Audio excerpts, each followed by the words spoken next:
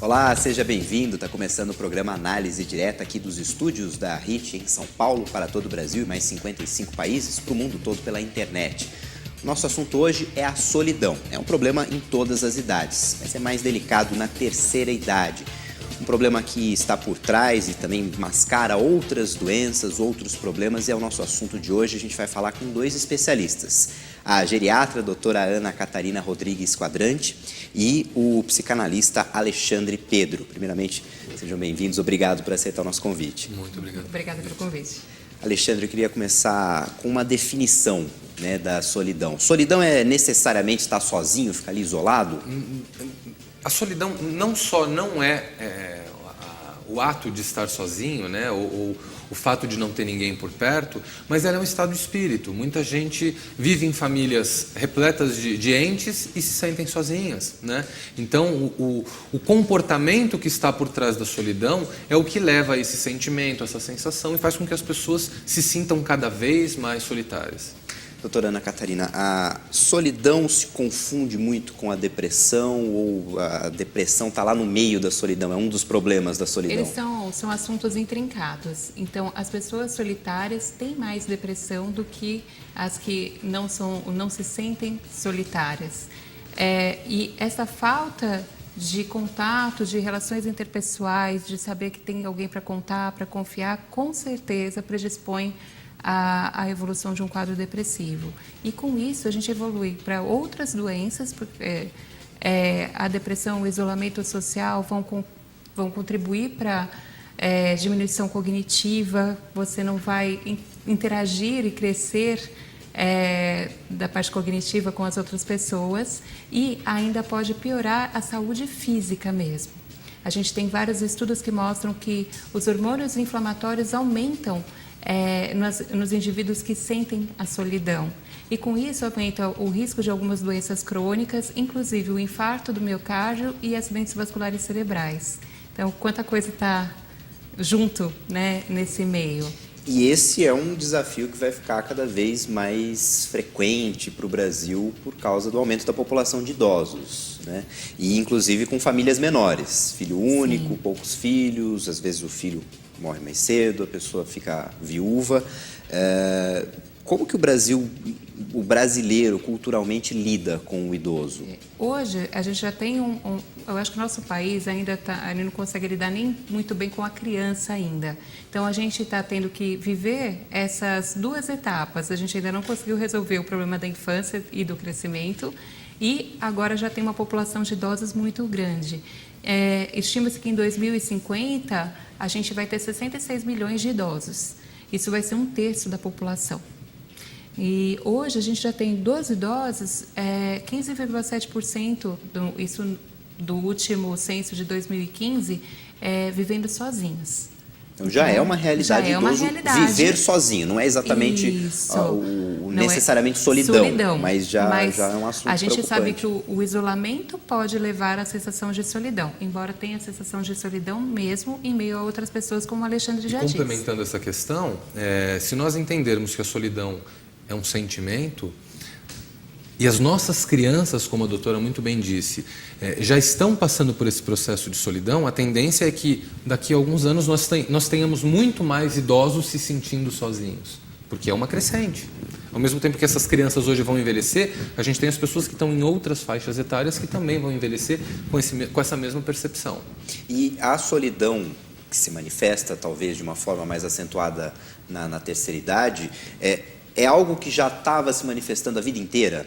Esse estar sozinho, se isolar, não procurar tantos contatos, já estava se manifestando na vida adulta? Sem dúvida que sim. Hoje em dia nós temos adolescentes, o maior número de suicídios hoje em dia está entre os adolescentes que se sentem sozinhos na adolescência, com todo o convívio social, com amigos de escola, e se sentem sós.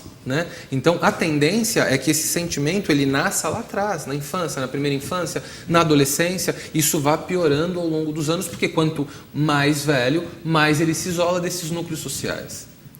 A gente tem com o envelhecimento algumas características, que essa população passa por alterações de vida, como, por exemplo, a aposentadoria. as doenças crônicas são muito mais frequentes nessa faixa etária, então eles vivem o adoecimento, o isolamento, a saída dos filhos de casa, a perda de pessoas queridas, né, os falecimentos. Então, é uma população que está extremamente vulnerável. Então, é uma população que a gente vai ter que ter muita atenção. Vamos começar por um desses pontos que você já citou, a aposentadoria. De que forma, tradicionalmente, culturalmente, o idoso se prepara ou não se prepara quando se vê está aposentado e não tem muito rumo, não sabe o que fazer? A Sociedade Brasileira de Geriatria e Gerontologia, em 2017, lançou um estudo que eles fizeram sobre o envelhecimento do brasileiro, né? Então, eles entrevistaram pessoas com 55 anos ou mais. E as pessoas não se preparavam para o envelhecimento. Então, tem uma porcentagem muito grande que fala, eu não me sinto velho, e também não pensa em como vai ser o seu envelhecimento. Se a gente não se preparar. O que você vai fazer depois? Dinheiro, acho que tudo, onde morar, né? o que então, fazer. a vida inteira, a gente não tem muito essa questão as pessoas acreditavam muito na aposentadoria vindo do Estado, né? Então, a gente muitas vezes não se preparou financeiramente e até hoje, com os ganhos que as pessoas têm, que uma grande parte da nossa população tem, eles são só para subsistência, não tem como guardar.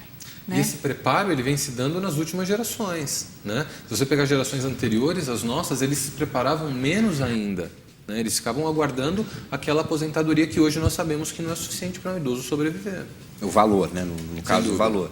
E aí a pessoa, o aposentado, quando ele estava trabalhando, ele tinha um ciclo de convívio, isso. Ele tinha uma rotina, e aí aposentado não tem mais nada, não tem mais tantas pessoas para conversar, como é no escritório, o que a gente o caminho vê de casa. As pessoas desejam muito a aposentadoria, porque elas vão fazer muitas coisas, até que a aposentadoria chegue. Né? E quando a aposentadoria chega, quantos realmente se preparam para isso? O que eu vou fazer? Não, eu vou ficar em casa e vou conviver mais com a minha família. Sim, mas a sua família também tem que trabalhar, a sua família tem outras coisas para fazer. Então, assim, eles querem mais tempo, mas talvez não seja o tempo, o mais tempo. Talvez a gente tenha que enriquecer o tempo que tem.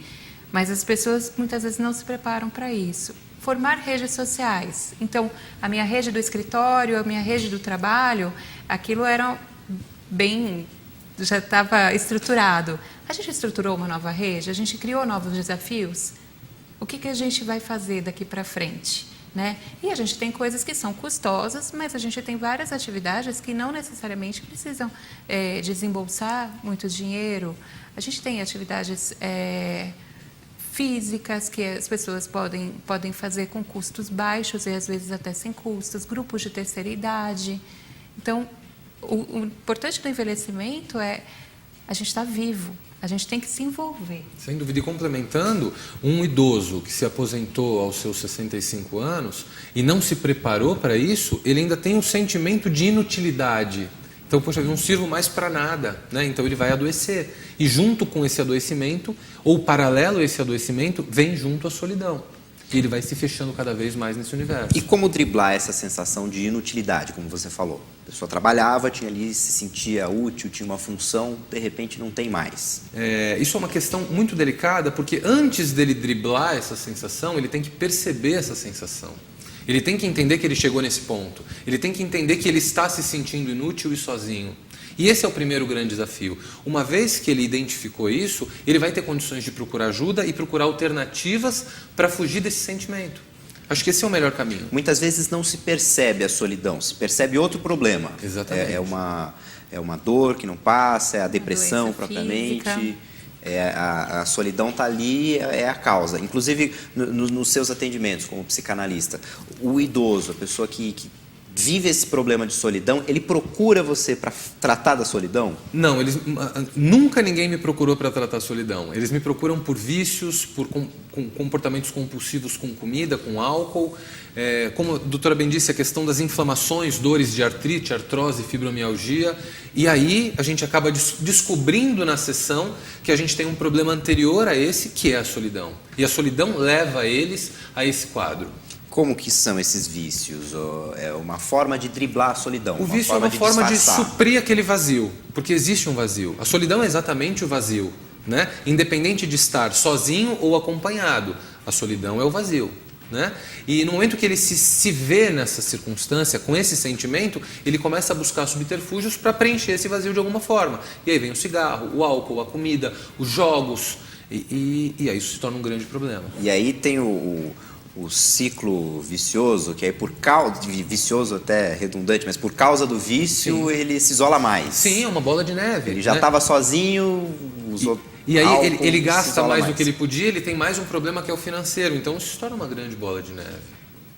E no caso das doenças, doenças físicas, se a gente puder falar assim, isso aí também você Também vai contribui. conversando até chegar na solidão. Sim, A dor, é a depressão até chegar na solidão. A gente tem as duas coisas. A gente tem a solidão piorando a doença física e a gente tem algumas doenças físicas que também contribuem para que a pessoa se isole e se sinta solitário. Então, por exemplo, alguém que tem dificuldade de locomoção, que vai ficar muito mais em casa porque a gente tem, né, quem vai levá-lo.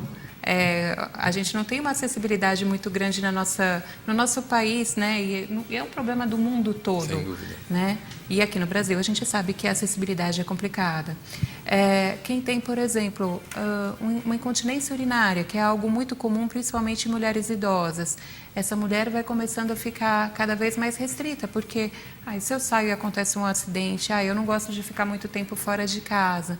Então a gente tem que tratar as doenças físicas que causam a solidão e certamente detectar a solidão, estimular a interação social para que não se desenvolva outras doenças físicas. Quem começou primeiro, é difícil dizer.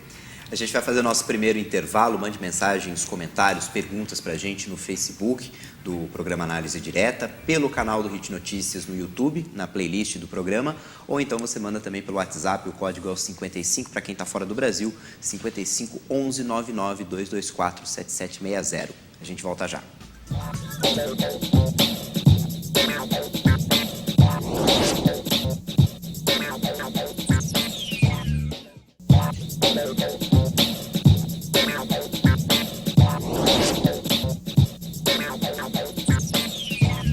Estamos de volta. O nosso tema de hoje é a solidão, um desafio para idosos e um desafio também para as pessoas, familiares, pessoas próximas desses idosos. A gente conversa com a geriatra, a doutora Ana Catarina Rodrigues Quadrante, e o psicanalista Alexandre Pedro. Como a família pode perceber que o idoso está passando por um quadro ali de solidão, está se isolando ou está sendo isolado pela família? Isso é muito difícil, né, de responder, porque muitas vezes o idoso pode estar dentro do seu núcleo familiar e se sentir solitário ali dentro. Ele se sentiu solitário a vida inteira, aliás. Sim, né? muitas vezes. E, às vezes, o que a gente percebe hoje é que a família, antes a gente vivia na casa que tinha várias gerações. Então, tinha o avô, o filho, o neto, todos juntos. E essas pessoas interagiam bastante. Hoje, a estrutura familiar mudou muito. A família encolheu. Então, não é nada raro famílias com 1 ou 2 filhos, ou até famílias sem filhos, atualmente. E esse idoso tem menos gente para contar e conversar em casa. A mulher foi para o campo de trabalho também, né? Então, aquela casa não é tão movimentada. E não é raro, quando as pessoas estão dentro de casa, cada um está no seu mundo, já passam tanto tempo fora, cada um está no seu mundo, no seu celular, nas suas redes sociais, e essa pessoa idosa fica isolada, né? Às vezes eles não têm algo em comum. Esse contato intergeracional, que pode ser tão rico, às vezes ele não acontece.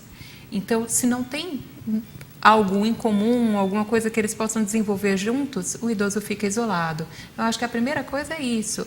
Primeiro, tem que ter afeto. Se não tiver afeto, fica muito difícil. E tem que ter relações em comum, coisas que eles gostam de fazer juntos, que eles dividam. E entender também a questão de desde quando, né? Isso num bate-papo, numa conversa, aquele idoso que prefere não ir para as festas, prefere ficar em casa, isso é um sinal, né? A família tem que estar atenta a isso. Por que ele não quer vir na festa de aniversário do neto? Por que ele não quer no encontro das primas que ele não vê há tanto tempo? Então, todos esses sinais, eles são um exemplo claro de que aquele idoso está com esse sentimento de solidão e ele não quer sair dali. E isso é o primeiro indício para que possa se procurar esse idoso, conversar, trazer para perto, para tentar encontrar uma brecha aí de entrar com um tratamento, com uma terapia alternativa, com remédios, enfim. A solidão também pode se manifestar de outra forma. O idoso ele só fica na família, só no núcleo da família, ele não quer sair de casa. Não quer ir E para aí um lugar dentro onde de ele se casa sinta estranho. parece que está tudo bem, mas Sim. ele não sai da Isso. casa. Sem dúvida. E a gente tem dois tipos de solidão, né? Tem a solidão emocional, é quando ele não tem um vínculo afetivo, não encontra alguém que seja importante para ele. E a gente tem a solidão social, quando ele não tem uma rede de apoio social. Então, tem dois tipos diferentes. Tem quem não tenha nenhum, né? Não tenha nem, tem a solidão afetiva e a solidão social. Então, para quem está assistindo a gente, tem um idoso na família, percebeu essa solidão ou uma mudança de comportamento, ele se isolando, conversar com ele, sugerir Entender tratamentos. o que acontece, o porquê. Às vezes ele não tem a ideia do que ele pode fazer. Então, estimular a socialização. O que a gente pode fazer de legal? Olha, tem um grupo que faz caminhada na praça aqui perto. Será que não é uma boa? Eu vou com você. Entender qual é esse sentimento e, se não conseguir sozinho, procurar ajuda, recorrer à ajuda de um profissional. E é bom também para o idoso ter contato com outros idosos da mesma geração, mais ou menos da mesma idade. O importante é que ele tenha interação com qualquer pessoa, né? Essa troca entre gerações é muito válida, como a doutora sinalizou, porém a troca com pares da mesma idade também é muito importante, né? Então, acho que o primeiro grande passo é entender aonde esse idoso se sente mais à vontade, mais confortável. Entendemos isso, aí fica mais fácil da gente ressocializá-lo. Para a família também é um desafio não se sentir culpada, também se perceber que o idoso está solitário, é por culpa dela. Nem sempre. Muitas vezes esse idoso ele tem esse comportamento que já vem lá da infância, lá da adolescência, né? Então eu imagino que esse cuidado óbvio, nós temos que olhar para o problema que a gente tem hoje, mas entender para as nossas crianças e para os nossos adolescentes, se ele já tem esse traço de solidão, se é aquele adolescente que não sai do quarto, já vamos começar desde sempre a entender se lá na frente essa pessoa não vai ser um idoso solitário e vai sofrer por isso, sem dúvida nenhuma. E a gente vai ter que estimular a fazer, olha, vamos fazer isso, vamos fazer aquilo, vamos aprender a mexer no computador. Então, assim, cursos, essa questão, hoje a informática é tão interessante e isso pode aproximar um avô e um neto. Tecnologia que muitas vezes a gente vê como problema, né, para o idoso. Às vezes ele afasta e às vezes ele aproxima. Imagine um idoso que aprenda a mexer no WhatsApp, que aprenda que tenha redes sociais, que possa interagir com os netos. É super bacana. Eu tenho vários pacientes que chegam com o WhatsApp e mostram as fotos e tal, e o neto está fora do país às vezes e eles conseguem vivenciar aquilo juntos, né? Fazem as videochamadas, é super bacana e eles ficam muito felizes. E esses aprendizados, eles até, as pesquisas dizem isso, que auxiliam até na prevenção de doenças neurológicas. Cognitivas. E fazer curso, idioma, uma coisa nova, aprender uma tecnologia nova, então até para não ficar sem dúvida, assim, incomunicável, né, no caso da família hoje em dia, né? Então são bons caminhos. Outra coisa que a gente está falando muito da vivência anterior, né? Então a gente tem estudos que mostram que o indivíduo que já socializava anteriormente, ele tem menos déficit cognitivo, por exemplo. Então a dúvida é, será que ele parou de fazer atividades de lazer porque ele ficou idoso ou ele nunca fez? E a gente vê que os grupos que sempre fizeram, eles costumam manter, né, ao longo da vida, do envelhecimento, e eles têm menos déficit cognitivo. Então, que atividades se mostraram importantes para a prevenção do déficit cognitivo? Atividades em grupo. Então, dança, jogos... Em geral, são as atividades que têm essa interação. Esportes também. Isso, e você falou até no primeiro bloco, 15% dos idosos no Brasil moram sozinhos. Isso em 2015. Como lidar primeiro com essa escolha, uma eventual escolha do idoso? Quero morar sozinho, não quero atrapalhar, quero ficar em casa. E quando que isso já pode virar um problema, ele ficar isolado e realmente ter o problema da solidão? Eu entendo que o fato de ser um idoso morando sozinho já é um problema. né? Por questões das debilidades físicas e emocionais. Isso sempre é um ponto de atenção. Então a família, óbvio, tem que ficar atenta a tudo isso, porém tem aqueles idosos que não aceitam morar com outras pessoas, né? O que torna o problema um pouco maior, porque isso envolve um movimento da família de entender o porquê esse idoso não quer morar com alguém e de estar próximo para uma eventual emergência. Então são dois problemas aí que a gente tem que entender. Morar sozinho também, no ponto de vista da saúde, também é perigoso? Mas tem algumas pessoas, assim, nem todo idoso, os idosos são uma população extremamente heterogênea. Então, é diferente da criança, que com 6 meses faz isso, com 1 ano está caminhando. Idosos são extremamente heterogêneos. Então, a gente tem idosos, jovens idosos, muito doentes, e a gente tem os grandes idosos com mais de 80 anos, com mais de 85 anos, às vezes com bastante saúde e ativos. Então, tem que entender quem é esse idoso, qual que é o perfil dele, se ele é um idoso mais dependente, se ele é um idoso com mais doenças, né? E respeitar também, porque tirá-lo da casa dele, tirar a independência, a autonomia de falar isso é o que eu quero, o que eu gosto, precocemente, pode não ser bom para ele. Mas, é claro, um idoso que está já com a saúde debilitada ou que está em isolamento, morar só é um problema, sim, né? Quem precisa de mais cuidados, quem precisa de medicação, não está conseguindo ou evoluindo com déficit cognitivo, é realmente perigoso estar sozinho e pode adoecer cada vez mais. Além dessas mudanças sociais, históricas das últimas décadas, também tem uma mudança com relação à mulher no ambiente no mercado de trabalho. Então, a idosa hoje também está envelhecendo de um jeito diferente que a idosa envelhecia há alguns anos. E vai mudar também. Eu acho que a minha geração vai pegar muito essa fase. Eu falo assim, nossa, como eu serei daqui a alguns anos. Transição, né? Porque antigamente a gente tinha o homem envelhecia de um jeito e a mulher do outro. Por quê? O homem ia para o mercado de trabalho, aí quando vinha a aposentadoria, ele perdia aquela sua rede de contatos, aquele que ele encontrava todos os dias, né? Como a gente comentou. E era muito comum os idosos chegarem, se aposentarem e perderem esse... E agora, o que eu faço? Tinha aquela ansiedade para aposentar, chegava em casa e falava, e agora? Estou aposentado, não tenho mais objetivo. Né? E as mulheres, normalmente elas tinham vários grupos, né? Então tem o grupo das amigas, o grupo... A mulher é bastante sociável, né? E as mães dos amiguinhos dos filhos, cozinhava, fazia isso, fazia aquilo... E hoje a gente está direcionando para o mercado de trabalho, está ficando muito mais parecida com o homem. Então, eu acho que o nosso envelhecimento da minha geração já vai ser bastante diferente das demais. E a gente tem que tomar cuidado para não ter esse vazio que a gente via nos idosos do sexo masculino. Isso vai fazer com que as pessoas se sintam cada vez mais sozinhas, né? A gente falou há pouco sobre a questão da virtualização também. Quando você está inserido no mercado de trabalho, você está muito mais conectado às pessoas no tete-a-tete. Quando você se aposenta, o seu único caminho são as redes sociais, WhatsApp. Então, isso também afasta cada vez mais as pessoas. E vocês estão falando também do homem, da mulher, idosa. E o casal? Quando o casal envelhece, essa solidão pode se manifestar até no casal? Os dois estão solitários, os dois estão morando juntos, mas também não estão interagindo com o resto do mundo, não estão interagindo entre si? Isso tem muito a ver com a questão o entendimento se já existia um laço de afinidade emocional sobre esse casal. Essa é a primeira questão. Porque muitas vezes o casal envelhece juntos e já não tem esse laço afetivo há muito tempo, né? Então isso aumenta cada vez mais. Os filhos saíram de casa, casaram. E aquele casal se vê sem esses laços afetivos, né? Então isso faz com que o sentimento da solidão seja potencializado também. Mas também o casal...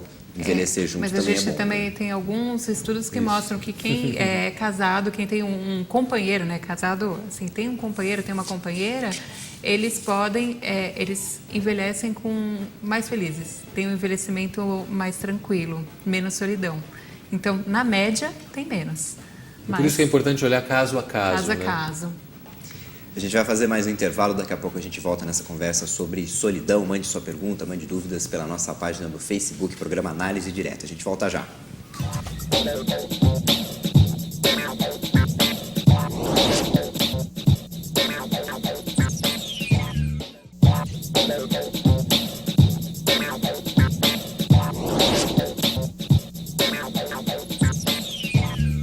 está de volta para o último bloco dessa entrevista, essa conversa sobre solidão, problema para a terceira idade, como lidar com isso. Eu converso com o psicanalista Alexandre Pedro e com a geriatra doutora Ana Catarina Rodrigues Quadrante. A gente está falando para o Brasil e mais 55 países, vamos falar dos problemas para os outros países também. A solidão é um problema no mundo todo, a população está ficando mais idosa. A Inglaterra, por exemplo, tem um Ministério da Solidão, até porque tem uma proporção de idosos bastante grande. Na verdade, não só para os idosos, né? A Inglaterra, eles solidão, detectaram, né, a questão da solidão e em 2018, no início de 2018, eles fizeram o Ministério da Solidão. Exatamente porque eles têm uma população de cerca de 65 milhões de habitantes e eles detectaram 9 milhões de solitários. Né? E isso em qualquer faixa etária, embora no envelhecimento essa solidão se manifeste tome uma proporção ainda maior do que no indivíduo mais jovem. Mas como o Alexandre já disse muitas vezes, a solidão vem desde a infância, muitas vezes. Sem dúvida, né? E esse é um cuidado muito importante. Assim, óbvio que nós temos que olhar, claro, para a terceira idade, mas no quesito solidão, acho que a gente tem que expandir muito mais esse leque para que a gente previna esse problema no futuro para essas gerações que estão vindo. E que a gente pode tirar de exemplos dos outros países na forma como lidam tanto com a solidão quanto com a terceira idade, evitando que o idoso fique ali sozinho ou seja esquecido? Culturalmente, eles já têm esse fator importância muito antes de nós. Isso agora começou a ser visto no Brasil, né? Então eles já têm uma estrutura muito mais preparada para acolher, para cuidar dessa terceira idade, coisa que o Brasil não tem ainda, definitivamente não tem. Nosso país sempre foi o país dos jovens, né? E hoje a gente não está preparado ainda nem para os jovens e ainda vai ter que se preparar para o envelhecimento que está muito rápido na nossa população. Então, em 2050, a gente vai ter 1/3 da população idosa. A gente já tem problemas, por exemplo, de acessibilidade. Sim. A gente está falando do idoso ter um problema de lazer, encontrar pessoas, sair de casa. Existe esse desafio também, que é se locomover, chegar no centro da cidade. Transporte público, as calçadas, se for alguém com sinalização, um cadeirante. Em qualquer idade já é muito difícil sair de casa. Um cadeirante idoso, muito mais. Né? Então, mesmo que tenha outros familiares, que ele não esteja isolado, ele tem uma dificuldade de interagir com outros grupos. Às vezes ele fica isolado só dentro do contexto familiar. E sozinho mais ainda, né? Sozinho mais então, ainda. Aqui, algumas coisas a gente tem que mostrar até das políticas públicas. Aqui em São Paulo ainda tem um grupo um tanto quanto pequeno para nossa cidade, mas tem o programa de acompanhante do idoso da Prefeitura Municipal de São Paulo, no qual eles tem alguns núcleos, né, algumas unidades básicas de saúde, e eles têm núcleos tem um enfermeiro, um médico e vários acompanhantes de idosos, que seriam como cuidadores.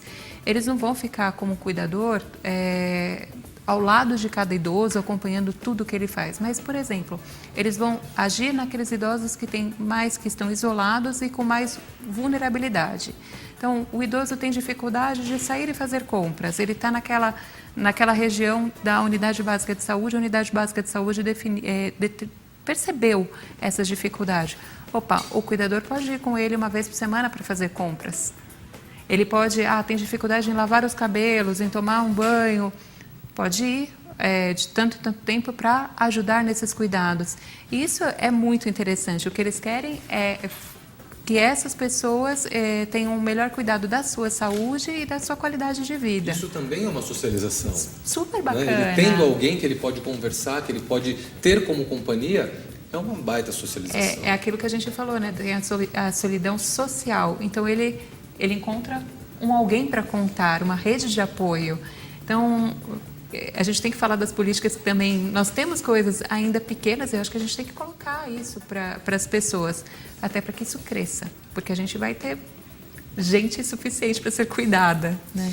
E outro desafio, os números devem aumentar nos próximos anos, o número de lares de idosos, ou asilos, ou casas de repouso, né? São vários nomes, mas existem diferentes tipos, dos mais estruturados aos, infelizmente, mais abandonados também. Dentro dessas casas de repouso, é possível que, cercado de outros idosos, de cuidadores, mesmo assim o idoso fica ali solitário e ninguém se dê conta dessa solidão? Eu acredito que sim. Então, a gente tem realmente algumas instituições de longa permanência que algumas não têm estrutura alguma, né? Aquela coisa que você lamenta, a gente lamenta muito que ainda existam, e outros têm muita estrutura, têm possibilidade de interação social, de aprender coisas novas, de conviver, de ser cuidado. Mas é muito pessoal. É o quanto a pessoa se abre também. E nós entramos num problema que nós discutimos no primeiro bloco, né? Porque nem todos os idosos têm condições de custear uma clínica que tenha mais estrutura. Ele acaba ficando refém de qualquer clínica, de qualquer asilo. Isso é um problema ainda maior. E até de uma instituição pública, né? Que não tem nem vaga. Que a gente tem uma fila de espera imensa. Então, eu tenho a felicidade de trabalhar num local de muita estrutura, né? E a gente tem experiências muito agradáveis, mas... E voltando até nas clínicas pelo mundo, esses modelos de clínicas mais estruturadas são modelos que nós absorvemos de fora. Sim. Da Dinamarca, da Europa de uma maneira geral. Países que já há muito tempo estão lidando com a população idosa. Esse ponto de atenção. E a gente vive uma questão do preconceito também, né? Porque o idoso e a sua família, o idoso pode não estar bem dentro de casa, mas o ir para uma instituição parece uma grande derrota, e tem um preconceito, as pessoas manifestam isso, né? Ah, mas eu não estou largando ele aqui, eu não estou abandonando. Quer dizer, ela vem com essa carga emocional, às vezes ela não consegue dar o melhor cuidado para o seu parente. E quando eles optam, às vezes a família, às vezes o próprio idoso, existe uma resistência muito grande. O que vão pensar? Nós latinos temos essa coisa do cuidado, ele tem que continuar morando em casa, senão é como se eu tivesse falhado com ele. E muitas vezes não é. Às vezes o próprio idoso quer uma experiência diferente, quer conviver com mais gente. Então, o cuidado é estar dentro de casa sozinho? Será que esse é o melhor? Então, a gente tem que vencer preconceitos, avaliar caso a caso e o que é melhor para este idoso, para esta família, o que ele vai encontrar. Muitas vezes colocá-lo numa casa de repouso, numa clínica de repouso, é o maior cuidado para aquele momento. Porque a família muitas vezes não tem um preparo ou psicológico ou preparo médico, né, para lidar com nem de tempo, com as despesas.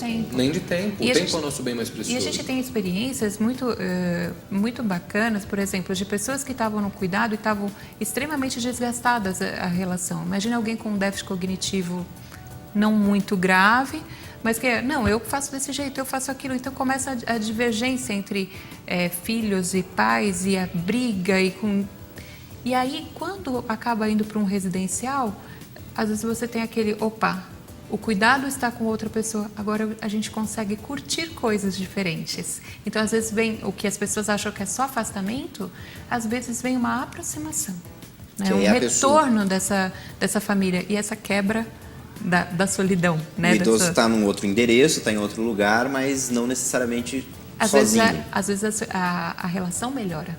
Aproxima, a distância aproxima. A distância aproxima, você não está na briga do dia a dia. E às vezes eles brigam menos com uma pessoa de fora. E o idoso que se percebeu que alguma coisa está errada, a solidão nunca foi tão sozinho, está se sentindo muito mais só ultimamente, ele mesmo, Alexandre, ele pode mudar pequenos hábitos, alguns comportamentos e conseguir ter uma vida assim mais sociável? Na maioria das vezes ele não vai identificar a solidão. Ele vai identificar, como nós já dissemos, um outro sintoma e aí sim ele vai procurar ajuda pelo outro sintoma. E uma vez que numa clínica nós entendemos que o problema dele é a solidão, ou vai ser feito um trabalho direcionado para isso, ou chamar a família para entender, para conversar, para que esse idoso seja reinserido, para que haja um cuidado da própria família na manutenção desse quadro. Mas também a pessoa pode, ao longo da vida, mudar pequenos comportamentos. Sim. Não vou ficar sozinho tal Sem dia, dúvida. não vou ficar sozinho. Esses encontros, como nós já dissemos, de terceira idade, eles auxiliam muito essa integração. Porque lá não vai ser só a integração. Ele vai ter aulas, ele vai ter cursos, ele vai falar idiomas, ele vai aprender idiomas, ele vai aprender informática. Isso vai inseri-lo cada vez mais até no contexto familiar. E é importante também para o idoso que se aposentou, tem ali um tempo e quer se sentir útil, fazer um trabalho voluntário, até dependendo da questão econômica, voltar a trabalhar, voltar a ter um emprego. Se ele gosta disso, se isso faz sentido, a gente tem que procurar o que faz sentido para cada um. Mas se isso faz sentido para ele, acho excelente. E hoje a gente tem um número de idosos que até está voltando para o mercado de trabalho por questões financeiras, né? Aí, nem sempre eles gostam, outros gostam muito, porque se sentiam inúteis em não estar trabalhando. Aí é o que faz sentido para cada um. A gente vai ter que particularizar bastante. Mas com certeza, se ele vai fazer um trabalho voluntário, a gente fala, no trabalho voluntário, muitas vezes quem recebe mais é quem está dando. E essa questão é muito importante de respeitar a vontade dele. Isso que a doutora falou é perfeito. Não adianta eu forçar a minha avó a ir para um encontro de terceira idade se ela não quer ir, ela vai se sentir pior. Isso vai fazer com que ela se sinta cada vez mais sozinha também. Isso é muito importante. Ela não ia para o baile nem quando tinha 16 anos. E agora, agora tem que ir para o baile. A gente tem que respeitar a personalidade. Doutora Ana Catarina, quais são suas redes sociais, contatos para quem quer tirar dúvidas, conhecer um pouco mais? Eu vou deixar de onde eu trabalho, né? O Facebook é o @CoraResidencial e o Instagram é o @CoraResidencialSenior. Doutor Alexandre, para quem quer conhecer o trabalho de psicanalista... O meu site é o www.alexandrepedro.com.br, Instagram e Facebook @alexandre.pedro.terapeuta. Muito obrigado, agradeço os dois pela participação, por trazer tantas informações, esclarecer esse assunto importante que é falar de solidão. Muito obrigado. Obrigada. Muito obrigado a você que nos acompanhou. Lembrando que você pode rever essa entrevista e também as outras no playlist do programa HIT Notícias. Essa playlist está no canal HIT Notícias. Você procura a playlist do programa Análise Direta. É só entrar lá no canal, procura o programa e você pode assistir essa e outras entrevistas. Obrigado pela companhia. Até o próximo programa. Tchau.